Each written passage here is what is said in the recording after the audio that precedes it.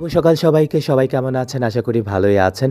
আজকে একটা special blog নিয়ে আপনাদের সামনে চলে এলাম এবং আজকের দিনটাও আমার জন্য অনেক স্পেশাল। কেন স্পেশাল সেটা একটু পরেই আপনারা জানতে পারবেন। তাই সকাল সকাল উঠে আমি চায়ের দোকান থেকে ১ কাপ চা নিলাম এবং চায়ের চুমুক দিয়ে একদম ফ্রেশ এবং সজীব অনুভব করে আমি চলে গেলাম আমার একটা স্বপ্নের জায়গায়।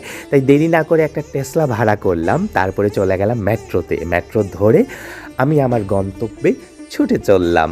কোথায় যাচ্ছি একটু পরেই আপনারা জানতে পারবেন। আমরা যারা নাচ করি, যারা নাচ নিয়ে কাজ করি, আমাদের কেউ না কেউ একজন আইডল থাকে। আমারও একজন আইডল হলেন পণ্ডিত বিরজু মহারাজজি। আপনারা সবাই জানেন কত্থক মহারাজ, কত্থক নৃত্যগুরু পণ্ডিত বিরজু মহারাজজি।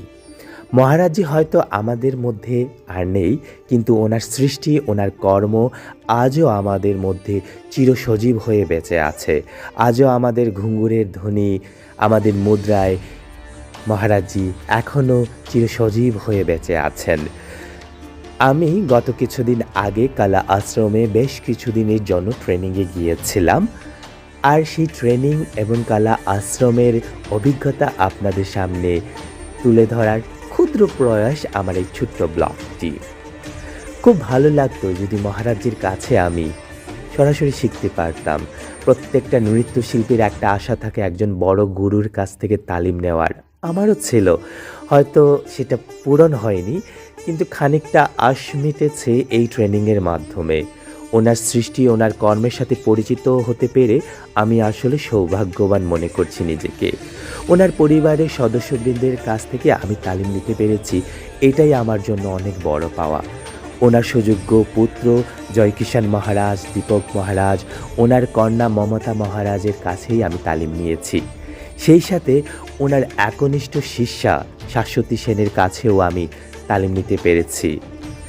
অনেকের হয়তো এতটুকু সৌভাগ্য হয় না, কিন্তু আমি নিজেকে অনেক সৌভাগ্যবান মনে করছি যে এই সামান্য হলেও ওনাদের সান্নিধ্য পেয়েছি, ওনাদের কাছ থেকে কিছুটা শিখতে পেরেছি।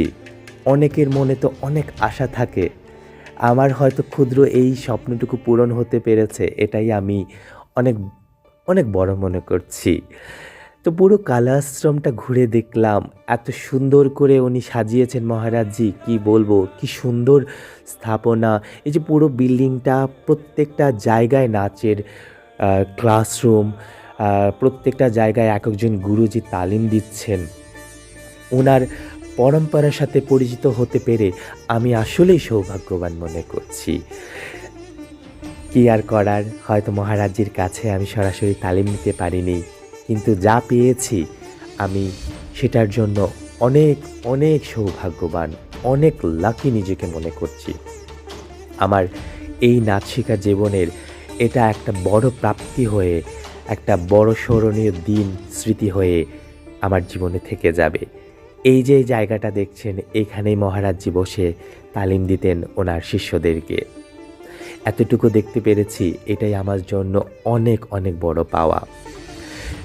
ক্লাসরুমের কিছু কিছু ভিডিও আমি করেছি কিছু কিছু স্মৃতি রাখার জন্য, যেহেতু এখানে শিখতে গিয়েছি এবং মোবাইলটা খুব একটা ব্যবহার করার সুযোগও ছিল না, কিন্তু কি আর করা, লুকিয়ে হলেও একটু স্মৃতি সংরক্ষণ করা, একটু মানে স্মৃতিগুলো ধরে রাখার জন্য ভিডিওগুলো করা। সেই সাথে সোনাল মানসিং, মালতী স্যাম, জয়শ্রী দিদি, অনেকের সাথে দেখা হয়েছে, অনেকের সাথে কথা হয়েছে। এই যে জায়গা দেখছেন, এটা হচ্ছে মহারাজজি তালিম দিতেন এই রুমে। এই যে দেখাগুলা, এই যে অভিজ্ঞতাগুলা, এটাও আমার জীবনের স্মৃতি হয়ে থাকবে। এটাই হচ্ছে আমার জীবনের একটা বড় প্রাপ্তি। আপনাদের সাথে আমার এই ছোট্ট অভিজ্ঞতা শেয়ার করলাম। যদি ভালো লেগে থাকে অবশ্যই আপনারা কমেন্টের মাধ্যমে জানাবেন। ক্লাস শেষ হতে হতে রাত হয়ে গিয়েছিল, এবার বাড়ি ফেরার পালা। থ্যাংক ইউ সো মাচ, আমার সাথে ছিলেন, আমার ব্লগ দেখেছেন। আশা করি আপনাদের ভালো লেগেছে। আপনাদের মতামত জানাবেন এবং অবশ্যই সাবস্ক্রাইব করবেন আমার চ্যানেল, ফলো করবেন আমার Facebook page. Thank you so much.